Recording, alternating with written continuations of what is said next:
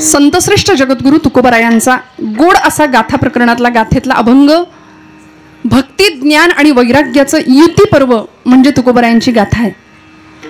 कलियुगातलं भरकटलेल्या समाजासाठी भरकटलेल्या तरुण पिढीचं संस्कार केंद्र म्हणजे तुकोबारायांची गाथा आणि माऊलींची ज्ञानेश्वरी आहे. संभ्रांत झालेल्या समाजाला योग्य पथप्रदर्शन करणारं एकमेव साधन म्हणजे कीर्तनाचं साधन आहे, भक्तीचं साधन आहे, अध्यात्माचं साधन आहे. प्रत्येक युगामध्ये सांगितलेल्या भक्तीच्या प्रकारांमध्ये कलौतधारी कीर्तनात हे कीर्तनाचं उत्तम असं सोपं साधन संतांनी तुमच्या माझ्या हातात आणून दिलं. आणि या कीर्तन सोहळ्यामध्ये आज 5व्या दिवशीच्या कीर्तनाच्या सेवेसाठी घेतलेला अभंग, हा अभंग जगद्गुरु संतश्रेष्ठ वैराग्य राग रसिक भक्तिवर्य, भक्तीचे आचार्य असलेले, वैराग्याचे मूर्तिमंत पुतळे असलेले आणि सकल भागवत धर्म मंदिराच्या कलशस्थानी विराजमान असणारे संतश्रेष्ठ जगद्गुरु तुकोबाराय यांचा 4 चरणांचा अत्यंत सोपा, सुटसुटीत आणि सगळ्यांना कळेल असा सुंदर अभंग आज निरूपणाकरता घेतलाय.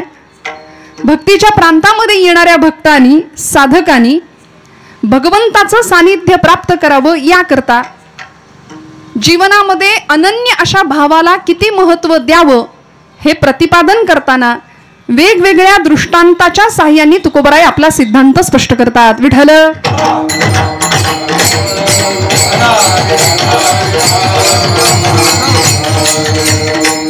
कीर्तनातला दृष्टांत हा सिद्धांताच्या पक्केपणा करता असतो. खूप लक्ष देऊन ऐका बरं का. सगुण चरित्रे परम पवित्रे सादर वर्णावी ऐसी कीर्तन मर्यादा हो संतांच्या घरची. भगवंताला आवडेल असं कीर्तन आपलं असावं. ज्ञानोबा तुकोबांच्या अभंगाचा परामर्श फक्त आपण घेऊ शकतो, त्या अभंगाच्या अर्थाची फक्त पूजा आपण बांधू शकतो, आपण अभंग सोडवू शकत नाही. तुम्ही म्हणाल ताई मग तुम्हाला बोलवलं कशाला आणि अभंग गायला कशाला, घेतला कशाला, जर सोडवणार नाही तर खरंच अभंग सुटू शकत नाही. अहो ज्ञानोबांना काय म्हणायचंय, तुकोबांना काय म्हणायचंय हे आपण कोण सांगणार, आपण नाही सांगू शकत. तुकोबा ज्यावेळी अभंग प्रसृत होत होता तुकोबांच्या मुखातनं भामनाथाच्या डोंगरावरती, त्यावेळी पशुपक्षी नाचायचे. एखादी चिमणी तुकोबारायांच्या खांद्यावर येऊन बसायची. तुका म्हणे होत मनाशी संवाद आपुलाची वाद आपणासी, या अवस्थेला तुकोबाराय पोहोचले होते. वृक्षवल्ली आम्हा सोय रे वनचरे, वृक्षावल्ली आम्हा सोय रे वनाचरे, पक्षी ही सुस्वरे आळवीती, वृक्षवल्ली आम्हा सोय रे वनचरे. महाराज आले ना भामनाथाच्या डोंगरावर. यंदाच्या बीज महोत्सवामध्ये तुकोबारायांच्या भंडारा डोंगराच्या सुवर्ण मंदिराच्या कळसाचं काम होणार आहे. यावत चंद्र दिवा करो असा इतिहास घडणार आहे आपल्या महाराष्ट्राच्या भूमीमध्ये. सकल धरणीची शोभा वाढावी, महाराष्ट्राच्या मातीचं भूषण. 400 वर्ष लागली तुकोबारायांच्या या क्षणाला.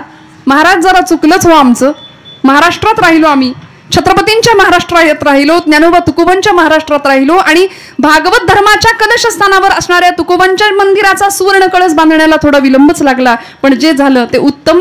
महाराष्ट्रातली सर्व वारकरी जनता एकत्र येते. महिला वर्गाने गळ्यातला एक एक मणी सुद्धा देऊ केला त्या मंदिराकरता आणि इतकं सुंदर सुवर्ण मंदिर तुकोबारायांचं उभं राहते भामनाथाच्या त्या पवित्र तीर्थक्षेत्रावर डोंगरावरती.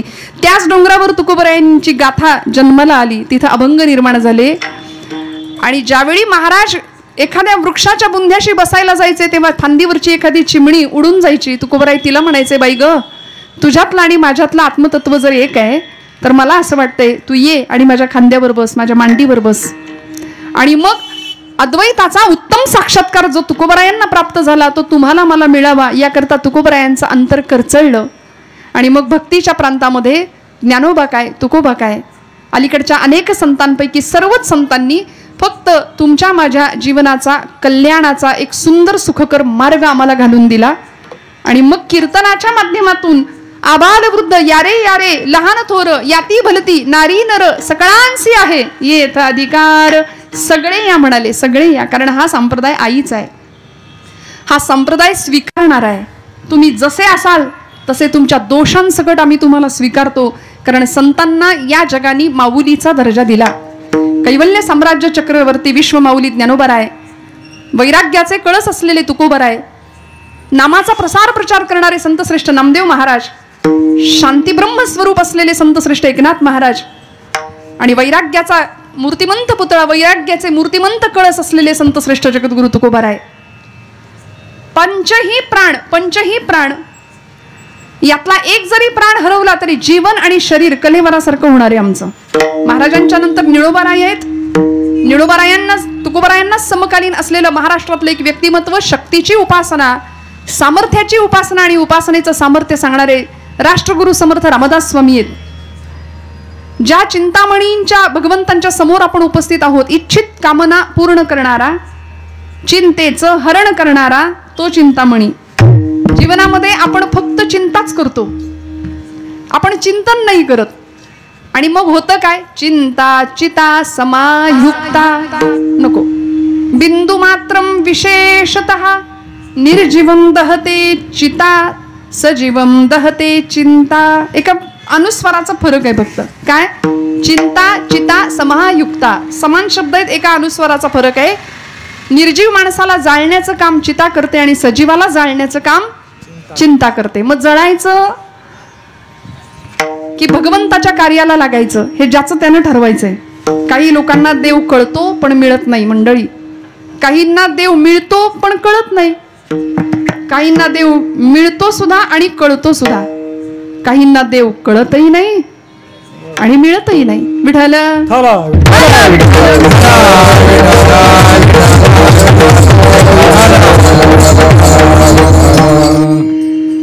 इतकं गोड पांडुरंगाचं कीर्तन माझ्या तुकोबरायांनी करावं, नामदेव महाराजांनी करावं की भगवंत कीर्तनामध्ये नाचावा, गोड कीर्तन करावं. तासन तास 5-5 तास तुकोबराय कीर्तन करत होते. बरं काय होतं? फुटकीच विणा त्याला 3 तारा, घाली येर झारा पंढरीशी. अवला आईसाहेबांनी, जिजाई आईसाहेबांनी केलं ना वर्णन. तुकोबाची कांता सांगे लोकापाशी, हा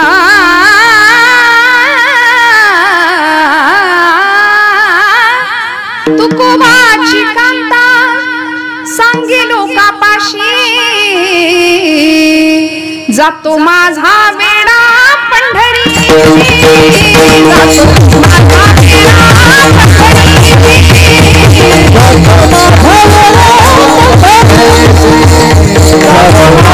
वेडा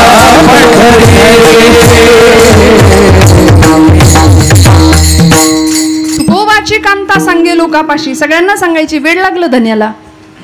आणि मग महाराजांना विचारावं, धनी तुम्ही रोज त्या काळतोंड्याचं पाय पकडण्यासाठी जातायसा? अहो माझ्या संसाराची धुळधाण झाली बघा की त्याच्याकडं. महाराज म्हणायचे, अवले चिंता करू नको. सगळ्या चिंतांचं हरण करणारा चिंतामणी आहे ना तुझ्यासोबत, विटेवर उभा आहे ना. भगवान मंगलमूर्तींचं अधिष्ठान आज आपल्या समोर आहे. चिंतांचं हरण करणारा चिंतामणी आहे. मग माणसांनी चिंता नाही करायची, चिंतन करायचं. चिंतने चिंतने काय परिणाम होतो? तद्रूपता. भगवंताशी तादात्म्य पावलं जातं. देव आणि आपण याच्यामध्ये भेद राहत नाही. आणि हीच अभेद वृत्ती एका साधकाला निर्माण व्हावी यासाठी तुकोबरायांचं अंतःकरण करचळतं, संतांचं अंतःकरण करचळतं. तुमच्या माझ्या जीवनाचा उत्तम मार्ग संतांनी आम्हाला सांगावं. कारण जीवनाची असलेली अपूर्णता, संसारामध्ये प्रापंचिकाचं असलेलं सगळं भरकटलेपण, नैराश्य, दुःख, ताप, काही कमी ताप आहे का आम्हाला? संसारातला ताप सहन होईना म्हणून इकडं आलो का नाही आपण? खरं सांगा, हो म्हणा. आहे का संसार सुखाचा? आहे का? आहे का कुणी कुणाचं? आता इथे माना हलवत आहे पण तिथं प्रपंचासाठीच रडतो आम्ही. प्रपंचच आम्हाला रडवतो हे माहिती असून सुद्धा प्रपंचासाठी रडतो आम्ही. पोटचं लेकरू नाही जेवलं तर आईच्या डोळ्यात पाणी येतं की नाही? खरं सांगा महिला वर्ग. दिवसभर नाही आजारी पडले, नाही जेवत, आमच्या डोळ्यात पाणी येतं. पण देव जेवत नाही म्हणून आपण रडतो का? आता खरं सांगा. नाही रडत. आम्ही लबाड आहे त्या बाबतीत. आम्ही नाही रडत. नामदेव महाराज देव जेवला नाही म्हणून रडले. भक्तीच्या या अवस्थेला पोहोचले होते. तुकोबराय भंडाऱ्याच्या डोंगरावर अभंग रचना करत असताना जन विजन झाले आम्हा विठ्ठल नामाप्रमाणे या परमोच्च अवस्थेला जाऊन पोहोचले होते की आता प्रपंच बाजूला ठेवावा, बरे झाले देवा निघाले दिवाळे, बरी या दुष्काळे पीडा केली, जो संसार तापे तापला तोची परमार्थी भला. बरं झालं देवा, बरी या दुष्काळे पीडा केली, बरे झाले देवा बाईल कर्कशा. आवलीच्या बाबतीत महाराज म्हणायचे बरं झालं बायको अशी मिळाली. बरं, आवलाईंचा स्वभाव असा होता की त्यांनी जाहीर केलं माझा वेडा पंढरीला जातो. म्हणजे खरं तर या वर्गाचा सगळ्यांचा हाच अनुभव आहे की नाही. व्यवहारात आपण किती मोठे असा, तुम्हाला काही कळत नाही गप्प बसा म्हणायला लागतं की नाही, ऐकायला लागतं की नाही, खरं सांगा. फक्त तुकोबरायांनी ते जाहीर केलं, आम्ही जाहीर करत नाही एवढंच काही. ते महाराज जाहीर करतात गाथेत. आणि आता आमच्याबद्दल काही बोलायचंच नाही, आम्ही सगळ्या लाडक्या बहिणी आहे. आमचा आवाज सगळीकडे, घरातही आमचा आहे, बाहेरही आमचाच आहे, होय की नाही. महिला वर्ग आजचा दिवस आपलाय, खणखणीत टाळ्या वाजवा एकदा जोरदार आणि एकदा जय जयकार करा. जगदंबा माता की विठ्ठल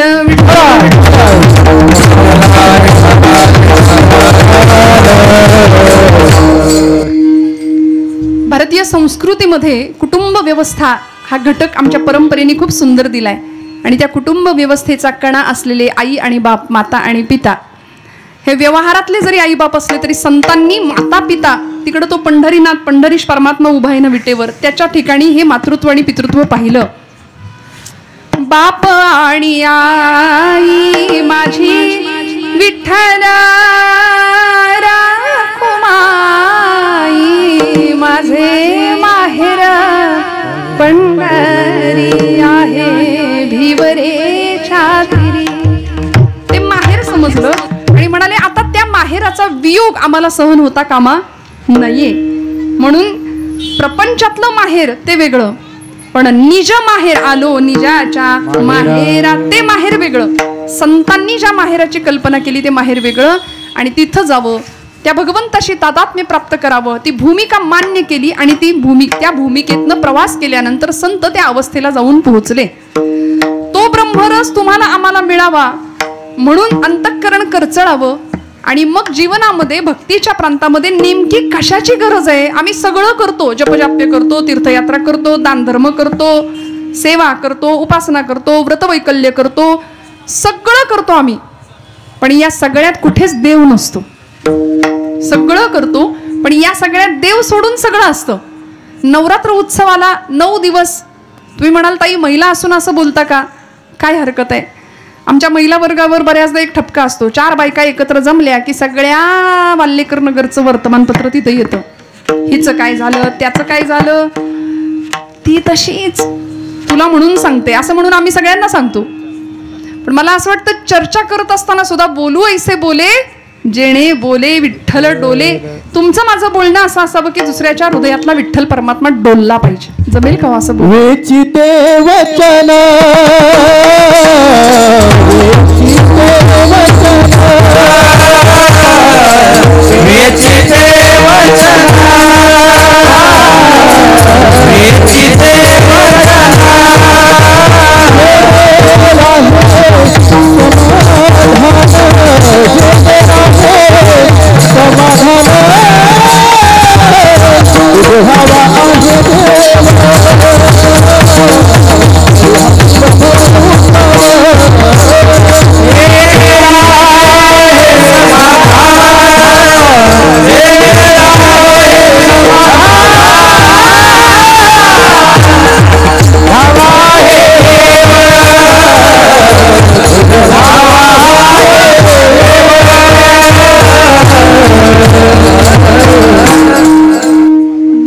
असावं, आचार कसा असावा, विचार कसा असावा, सगळ्याचं उत्तम मार्गदर्शन संतांनी या भूमीमध्ये आम्हाला केलं. आम्ही भाग्यवान आहोत, संतांच्या भूमीत राहतोय, महाराष्ट्राच्या भूमीत राहतोय. भरतखंडे जन्मप्राप्ती हेतो परमभाग्याची संपत्ती. आपल्यासारखं भाग्य आपणाकडे आहे. ज्ञानोबा तुकोबांची आम्ही लेकरं आहे आणि महाराष्ट्रात असून जर ज्ञानोबा तुकोबांना आम्ही विसरलो तर आमच्यासारखे करंटे नतद्रष्टा आम्ही बरं का. इथे राहतो ना, मग छत्रपतींचा आदर, ज्ञानोबांच्या तुकोबांच्या विषयी आदर आम्हाला असलाच पाहिजे. मराठी मराठी मराठी म्हणून आम्ही गौरव करतो, पण मराठी शब्दाची खरी व्यापक संकल्पना मांडली ती छत्रपती शिवप्रभूंनीच स्वराज्याच्या संकल्पना. 96 कुळी 92 कुळी मराठा हे सगळं बाजूला ठेवा. हे करण्याच्या नादात हिंदू धर्म विभागला गेला अनेक तुकड्यांमध्ये विभागला गेला. त्यामुळे ही विभागणी जर व्हायची नसेल आणि हिंदू धर्म एकसंध व्हायचा असेल ना, तर जातीपातीत विभागलेला आमचा हिंदू धर्म एकत्र येणं फार गरजेचं आहे. एका छत्राखाली, धर्माच्या छत्राखाली आपण असणं फार गरजेचं आहे. छत्रपती शिवराय मराठा म्हणतात, मराठा ती तुका मेळवावा, महाराष्ट्र धर्म वाढवावा. हे समर्थांचं वचन आहे. सगळा मराठा एकत्र करावा. मराठा म्हणजे फक्त 96 कोळी नाही. जो भगव्यासाठी मरतो तो मराठा आहे. जो भगव्यासाठी लढतो तो मराठा आहे. आपापसातलं भेद तत्व विसरून राजाशी एकनिष्ठ राहतो आणि जो भगव्यासाठी धारातीर्थी पडायला प्राणांची बाजी लावतो तो मराठा आहे. म्हणून आचार्य अत्रेंनी सुद्धा मराठी शब्दाची व्याख्या सांगितली. कुणाला म्हणायचं मराठी? अत्रे म्हणाले, ज्याला ज्ञानोबांची एक तरी ओवी पाठ आहे त्याला म्हणायचं मराठी, ज्याला तुकोबरायांचा एक तरी अभंग किमान पाठ आहे त्याला म्हणायचं मराठी, आणि ज्यांनी माझ्या छत्रपती शिवप्रभूंचा एक तरी गड पायाखालनं घालून आणलाय त्याला म्हणायचं मराठी. विठ्ठल विठ्ठल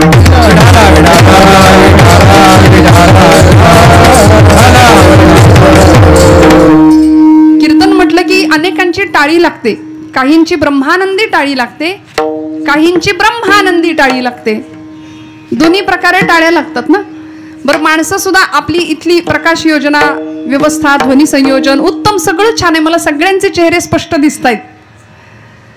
इतकं छान आहे, इतकं टवटवीत वातावरण असावं, माणसं हसायला सुद्धा तयार नसतात. म्हणजे आपण हसलो तर आपण आध्यात्मिक ठरणार नाही की काय, अशी एक भीती असावी माणसाला. माणूस हसायला तयार नाही, कुणाकडे बघायला तयार नाही, कुणाचं ऐकायला तयार नाही, कुणाशी बोलायला तयार नाही. तरी आमचं केवढं भाग्य, या गादीवर आम्ही उभे राहतो. साधू संतांची पुण्याई एक कृपा आहे आमच्या पाठीशी, आणि आपण सगळे निदान 1.5-2 तास आमचं ऐकताय. केवढं भाग्य आहे. ही आमची नाही, ही ज्ञानोबा तुकोबांची कृपा आहे.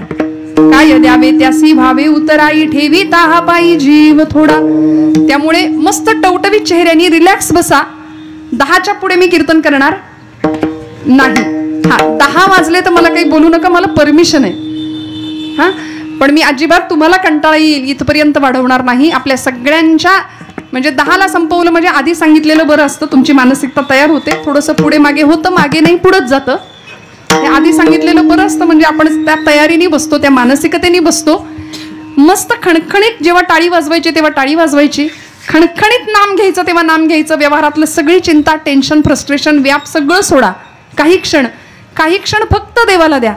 आहेच की हो व्याप. इथून या मंडपातनं बाहेर गेल्यानंतर आहेच की नाही संसार, सगळं आहेच की नाही.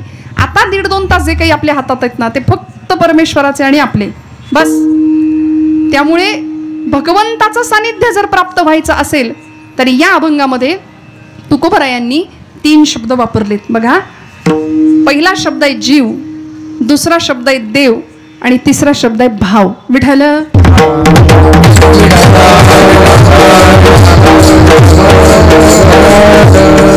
जीवाचा आणि देवाचा संबंध सांगितला तुकोबरायांनी. जीव बिंदू आहे, देव सिंधू आहे. सिंधूची ताकद खूप मोठी आहे, समुद्राची ताकद खूप मोठी आहे. बिंदूची ताकद तेवढी नाहीये समुद्राच्या एवढी. पण सिंधूचे सगळे गुण बिंदूमध्ये असतात. समुद्राचे सगळे गुण त्या एकाशा थेंबामध्ये सुद्धा असतात. भगवंत म्हणजे देव अविनाशी आहे, तसा जीव सुद्धा अविनाशी आहे. संपतो तो देह संपतो बरं का, जीव नाही संपत. जीव काय करतो? भगवद्गीतेचं तत्वज्ञान आहे. वासांसी जीर्णानि यथा विहाय नवानि गृह्णाति नरोपराणि यथा शरीराणि विहाय जीर्णानि अन्याति संयानि. ऐक जैसे जीर्ण वस्त्र सांडिजे मग नूतन वेढिजे तैसे देहांतराते स्वीकारिजे चैतन्यनाथे. हा नियम आहे जीवाचा. जीव अविनाशी आहे, भगवंतासारखाच आहे. तो अविनाशी आहे, तो संपत नाही. फक्त तो देह आवरण बदलतो. जीव अखंड आहे, शाश्वत आहे. सर्वज्ञ, सर्वशक्तिमान आणि सर्वसाक्षी असलेला परमेश्वर, अजर, अव्यय आणि अविनाशी असलेला परमेश्वर, तो भगवंत जीवाशी नातं सांगतो. गीतेचा 15वा अध्याय, ममैवांशो जीव जीवलोके जीवभूत सनातनः मनःषष्ठाणि इंद्रियाणि प्रकृतिस्थानि कर्षति. ममैवांशो जीवलोके जीवभूत सनातन. भगवंतांनी स्वतः देवाचा आणि जीवाचा संबंध सांगितलाय. 3 प्रकारचे संबंध आहेत. 3 प्रकारचे संबंध आहेत. पहिला संबंध आहे जन्मजात संबंध.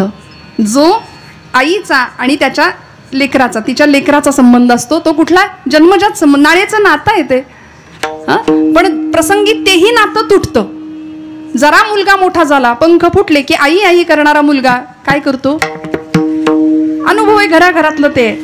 तो आई विचारत नाही तुम्ही आमच्यासाठी काय केलं, हा प्रश्न 16-17 वर्षाची पोरं चटकपटक बोलायला लागली की विचारतात आई बापाला. तो संबंध सुद्धा टिकत नाही जन्मजात. मग दुसरा संबंध आहे प्रस्थापित संबंध, निर्माण केलेला संबंध, नातं निर्माण केलेलं, मानलेला भाऊ, मानलेली बहीण, मानलेला चुलता, मानलेला मामा, सगळं मानलेली नाती सुद्धा परिस्थितीनुसार तुटू शकतात. पण या जगामध्ये असा एक संबंध आहे, असं एक नातं आहे की जे कधीच तुटू शकत नाही, जे जीवाचं देवाशी असलेलं नातं. त्याला भगवंत गीतेमध्ये सांगतात जीवभूत सनातन, एक सनातन संबंध आहे, अनादी काळापासून असलेला जीवाचा आणि देहाचा संबंध, देवाचा संबंध.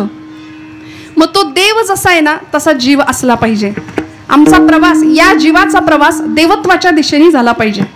कसा होईल तो प्रवास. मी रस्त्याने चालले होते बरं का, आणि छानपैकी गणपती बाप्पाच्या मूर्ती घडवण्याचं काम चालू होतं. मूर्तिकार मूर्ती घडवत होता. ओबड धोबड टोकेरीत पडलेले ते दगड होते, आणि माझं एका दगडाकडे लक्ष गेलं. मी त्या मूर्तिकाराला विचारलं, म्हणलं की बाबा, इतक्या ओबड धोबड टोकेरी दगडातनं तुम्ही एवढी सुंदर मूर्ती माझ्या बाप्पाची घडवताच कशी. माझा आपला बावळटासारखा प्रश्न होता. तो म्हणाला ताई तुमच्या शब्दात सांगू का. म्हटलं सांगा. तो म्हणाला या दगडामध्ये आधीच मूर्ती होती. या नीट ऐका लक्ष देऊन, या दगडामध्ये आधीच मूर्ती होती, फक्त त्या मूर्तीला नको असलेला भाग मी छिन्नी आणि हातोड्याच्या साह्याने काढला. आतमध्ये देवत्व आहे तेच आहे की नाही. छिन्नी हातोड्याचा घाव करी दगडाचा देव, खाई दैवाचे तडाखे त्याचं माणूस हे नाव. देवत्वाचा प्रवास मनुष्यत्वाकडून व्हायचा असेल ना, तर माझ्या डोक्यात त्यावेळी प्रकाश पडला की खरंच आहे गड्या, आपल्या जीवनातला सुद्धा नको असलेला भाग काढला की आतमध्ये देवत्वच आहे.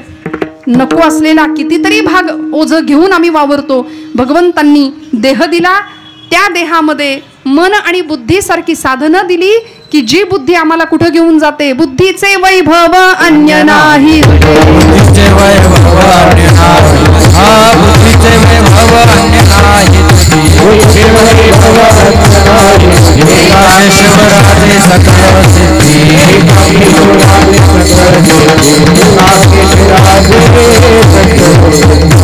ती बुद्धी आम्हाला त्या केशी राजापर्यंत घेऊन जाते बघा. पण ही बुद्धी आम्ही नको त्या ठिकाणी खर्च करतो.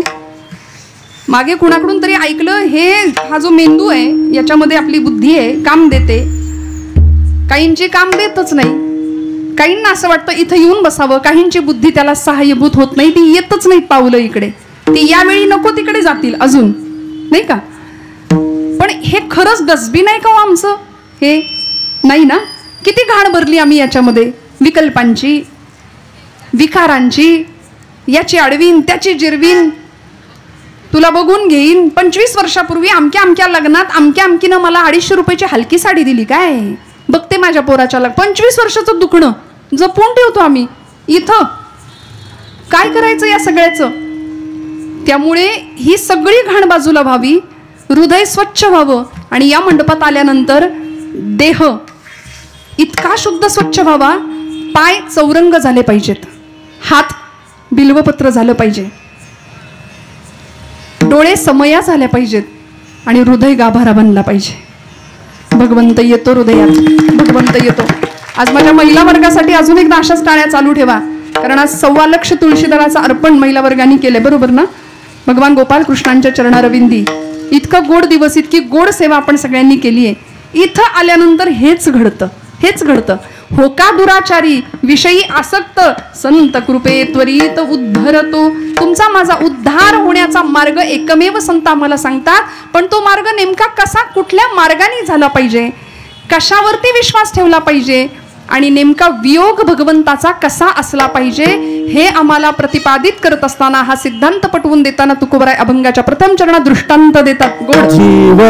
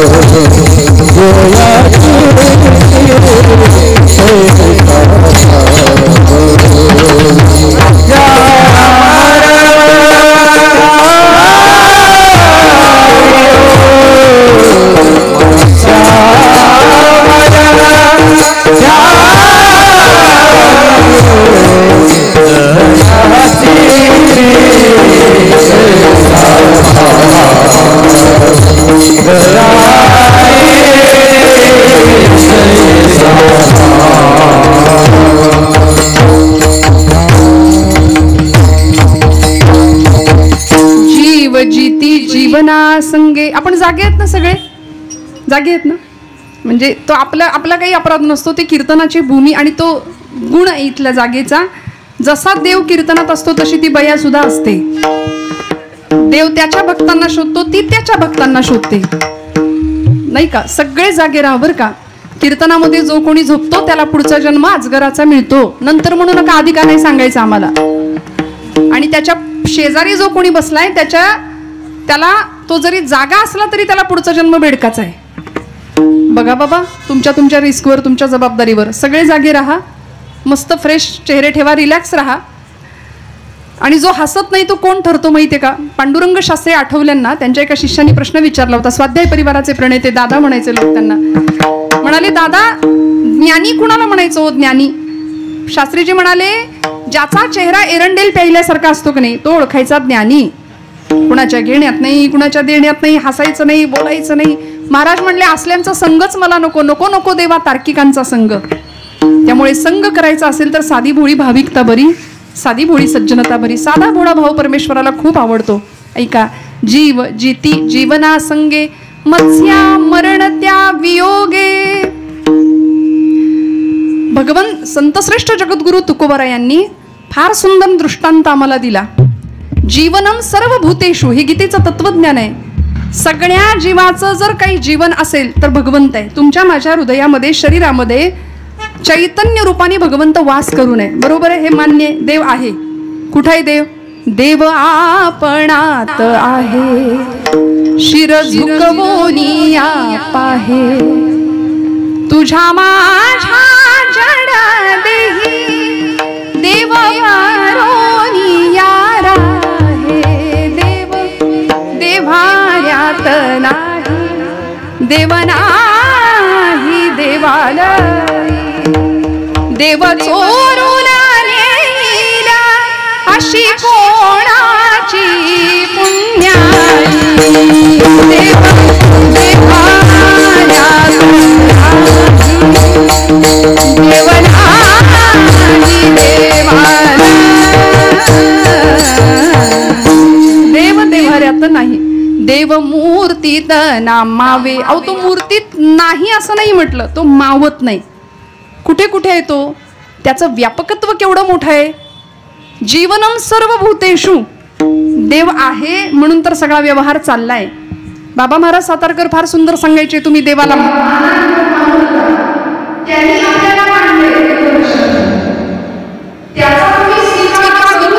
किंवा नका करू, त्याचं तुम्ही स्मरू किंवा नका करू, करा किंवा नका करू, याचं तरी स्मरण ठेवा. अजून सांगू का?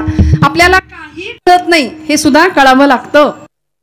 आपल्याला काहीच कळत नाही हे कळावं लागतं. आणि हे ज्याला कळलं त्याला सगळं कळलं. कळलं का? शब्दच्छल करण्याचा माझा हेतू नाही, आपल्या सगळ्यांचा गोंधळ उडवण्याचा तर अजिबातच नाही. पण गमतीचा भाग सोडून द्या. मला सांगायचं इतकंच की बाबा महाराज म्हणायचे, तुम्ही देवाला माना किंवा मानू नका, त्यांनी आपल्याला मानले एवढं लक्षात ठेवूया. आणि ज्या दिवशी तो आपल्याला मानणार नाही त्या दिवशी आपल्या घरासमोर गर्दी जमेल. बोलवा मुलीला, बोलवा मुलगा तिकडे फॉरेनला आहे, तो येईपर्यंत थांबा लवकर, नाही का. गर्दी जमते, पण तोच सगळ्या जीवाचं जीवन आहे. जीव जिती जीवना संगे. जीवाला जगण्याकरता काय लागतं? म्हणाले जीवन. ते जीवन भगवंत तर आहेच. वस्तुतः व्यवहारामध्ये आपण पाहिलं तर जीवन या शब्दाचा अर्थ आहे पाणी. पाण्याशिवाय जीवन नाही, माणूस जगू शकत नाही. जीवाला जगण्याकरता पाण्याची आवश्यकता आहे. पण पाण्याशिवाय आम्ही एखादा दिवस राहू शकतो का? अहो, राहू शकतो की. फार तर तहानेने घसा कोरडा पडेल, पण काही वेळ तर आपण पाण्याशिवाय राहू शकतो की नाही. आता आम्ही मंडळी आहोतच ना, 2 तास आपण सगळे पाण्याशिवाय राहू शकतो आपण. जीव जिती जीवना संगे. प्राण्यांच्या बाबतीत जर बोलायचं झालं तर असे कितीतरी प्राणी आहेत की जे 3-3, 6-6 महिने पाणी पित नाहीत. प्राणीशास्त्र सांगतं उंट नावाचा प्राणी 3 महिने पाणी नसलं तरी त्याला चालतो. उंदीर सुद्धा असंच आहे बरं, पाणी नसलं तरी त्याला चालतं. आपण करा अभ्यास घरी गेल्यावर त्याचा डिटेल, नाही का. पण एखाद्या वेळी हा जीव त्या जीवनाशिवाय राहू शकतो. पण उदाहरण देतात तुकोबराय, मत्स्या मरण त्या वियोगे. मासा हा असा जीव आहे की तो पाण्याशिवाय राहू शकत नाही. तुकोबरायांनी प्रमाण दिली, जीवना वेगळी मासोळी तैसा तुका तळमळी. मग तो मासा त्या पाण्याचा जसा वियोग सहन त्याला होत नाही, तो त्या क्षणी गतप्राण होतो, तडफडतो. तशी आमची तडफड देवासाठी असली पाहिजे, हा सिद्धांत आहे. विठ्ठल विठ्ठल.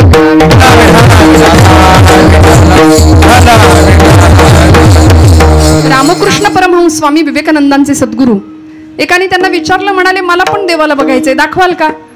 म्हणाले चल तुला नेतो. कलकत्त्याला गंगेचा प्रवाह आहे, गंगेच्या काठी त्याला नेलं, गंगेमध्ये त्याला नेलं आतमध्ये त्या शिष्याला. त्याची अशी मान धरली आणि पाण्यात बुडवून ठेवलं त्याला. बराच वेळ ती मान नाकातोंडात पाणी गेलं आणि तो विवळला, कळवळला. गुरुजी ठाकूर मला मारता की काय? म्हणाले माझ्या नाकातोंडात पाणी जाते, गुदमरलोय मी. बराच वेळाने हात काढला आणि म्हणाले प्राणासाठी जितका तळमळलास, श्वासासाठी जितका गुदमरलास ना, तेवढा देवासाठी जेव्हा तळमळशील तेव्हा देव भेटेल. देव असाच नाही भेटणार, तुम्ही हाक मारली की देव येईल, एवढा देव सोपा नाही. किती तळमळ असावी लागेल. माझ्या ज्ञानोबा माऊलींनी विरह व्यक्त केला. पडिले दूर देशी मज आठवे मानसी, मज आठवे मानसी. नको रे देवा, तुझा वियोग नको मला, नको नको हा वियोग, कष्ट होता ती जीवासी. रडतो का कधी देवासाठी? देवाच्या आठवणीने कधी रडतो का?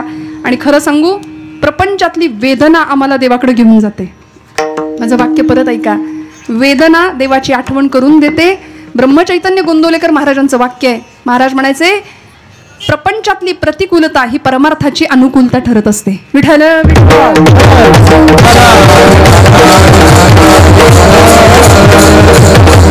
सगळं छान असल्यानंतर आम्हाला देव आठवत नाही, देव आठवत नाही.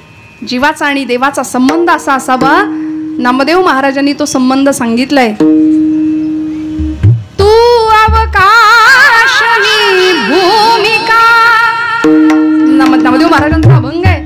तू पिंडी मी शाळुका,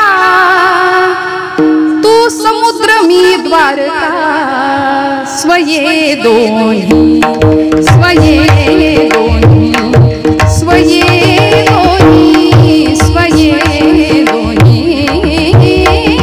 तू अवकाश मी भूमिका, तू अवकाश मी भूमिका,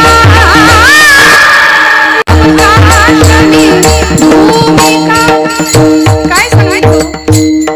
तू चांद मी चांदणी, तू नाग मी पद्मिनी. काय नातं जोडले. तू कृष्ण मी रुक्मिणी, तू कृष्ण मी रुक्मिणी, सवे दोन्ही. इतका विलक्षण संबंध नामदेव महाराज सांगतात भगवंताशी. नामा म्हणे पुरुषोत्तमा, नामा म्हणे पुरुषोत्तमा, स्वये भुललो तुझिया प्रेमा. मी कुडी तू आत्मा, मी कुडी तू आत्मा, स्वये दोन्ही. इतका अद्वैताचा अनुभव संतांनी घेतला तो तुम्हाला मला आला पाहिजे. एखादा मासा जसा पाण्याच्या वियोगाने तळमळतो तसा भक्त देवाच्या वियोगाने तळमळला पाहिजे. कशी तळमळ? नारद भक्तिसूत्र, देवर्षी नारद सूत्र लिहितात. तदर्पिता अखिलाचारता तद्विस्मरणे परमं व्याकुलता इति. थोडा जरी विरह भगवंताचा झाला ना तरी गोपींसारखं तळमळ. काय होती गोपींची तळमळ? ज्यावेळी उद्धवानी भगवंतांना रडताना पाहिलं, देवा रडतोस काय त्यांच्या आठवणीने? अरे सगळं आहे इथं द्वारकेमध्ये, तरी तू रडतोस. भगवंत म्हणतात आता हीच वेळ आहे, याला भक्ती कशी श्रेष्ठ आहे आणि भाव कसा श्रेष्ठ आहे हे समजून देण्याची. पाठवलं ना तिकडे गवळणींकडे. आणि काय घडलं? गवळणींच्याकडे उद्धव आल्यानंतर उद्धवच 6 महिने तिथं राहिले. दिले आले होते ज्ञान द्यायला, पण भक्तीचा प्रसाद घेऊन गेले ना. गोपींची भक्ती पाहिली, विरह पाहिला, भाव पाहिला आणि मग कळलं जीव जिती जीवना संगे मत्स्या वियोग, मत्स्या मरण त्या वियोगे. तसं आमचं होता कामा नये. भगवंताचा सतत सहवास, सतत आठवण असली पाहिजे. आम्हाला असते का?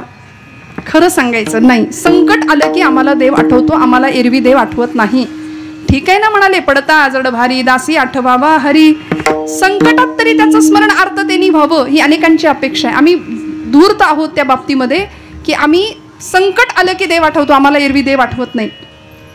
पण असा भगवंत तुमच्या माझ्या जवळ यावा अशी सांगड बांधावी भक्तीची की बस आमची ही भवसागराची नाव आहे ना ती अशी तरून जाईल सहज सुलभ पद्धतीने. संतांनी ते मार्ग वेळोवेळी आम्हाला सांगितलेत.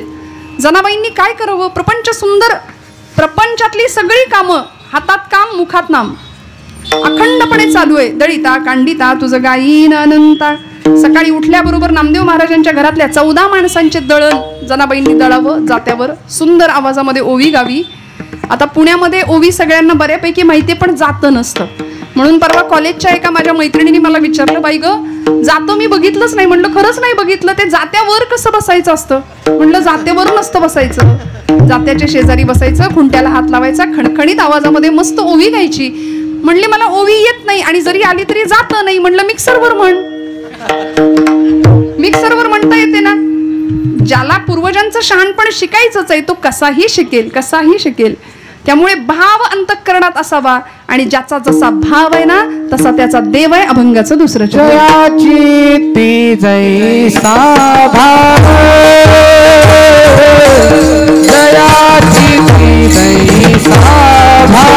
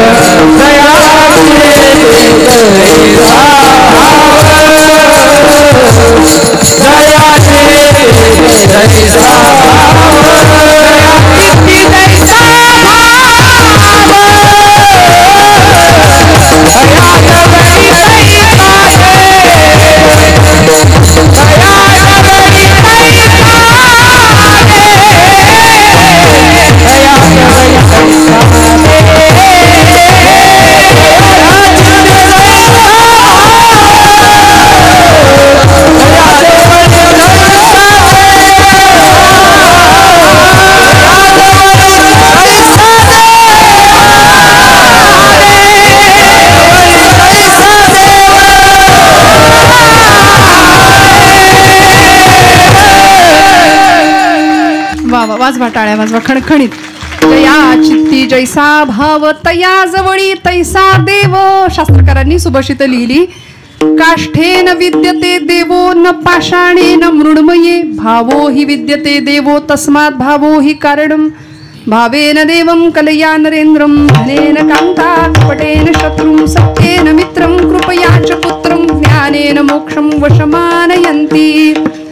भावे विण भक्ती, भक्ती विण मुक्ती, बळे विण शक्ती. बोलू नये. भाव हा भक्तीचा सौभाग्य तिलक आहे.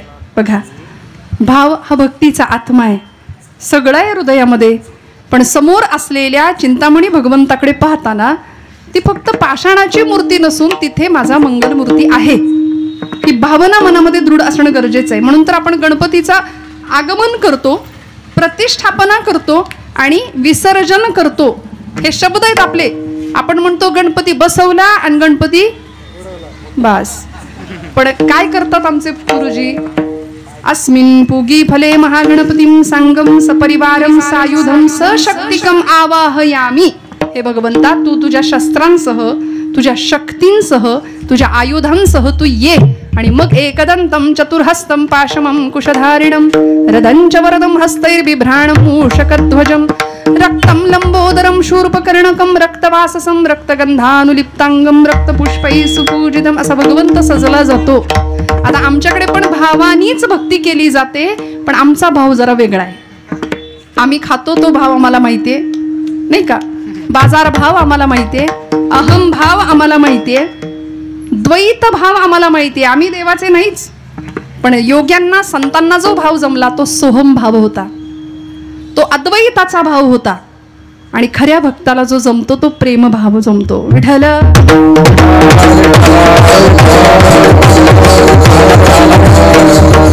आमचा भाव जर खरंच दृढ असताना तर गणपती मंडळामध्ये, मला माफ करा, तरुण मंडळी गणपती बसवतात, छान प्रतिष्ठापना होते, देखावा सुंदर असतो. पण दुर्दैवानं महाराष्ट्रातल्या काही मंडळामध्ये पडद्याच्या मागं पत्त्याचे डाव रंगतात. त्याचं काय करायचं? आपण भक्ती करतो ना, मग भक्तीमध्ये विडंबन नको. भक्तीचं बोलणारी मंडळी बोलत नाही. चमचा लिंबू पाहिजे कशाला गणपतीमध्ये? त्यापेक्षा लाठीकाठी शिकवा. चमचा लिंबूनी असा आमच्या पोरांना काय पराक्रम जमणार आहे? रक्त बघितलं की चक्कर येते पोरांना. आमच्या सगळ्या देवतांनी हातामध्ये शस्त्र धरली आहेत. आता गणेश जयंतीचा उत्सव आहे, 1 तारखेला माघी गणेश जयंती आहे. या वर्षीचा भगवंताचा, म्हणजे दरवर्षी जी आपली माघी गणेश जयंतीचा पर्वकाळ येतो त्या दिवशी भगवंत महोत्कट विनायक या नावाने अवतार घेतात.